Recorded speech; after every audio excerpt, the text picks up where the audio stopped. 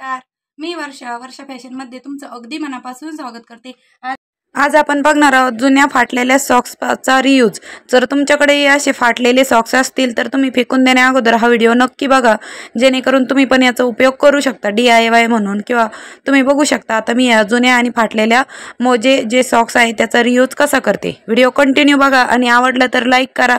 चॅनलवर जर तुम्ही नवीन असाल तर वर्षा फॅशन चॅनलला सबस्क्राईब करा असेच नवनवीन व्हिडिओ बघण्यासाठी। फक्त 1 ते 2 मिनिटातच याचा रियूज आहे, त्यामुळे व्हिडिओ प्लीज पूर्ण बघा आणि लाईक पण करा आणि सबस्क्राईब पण करा।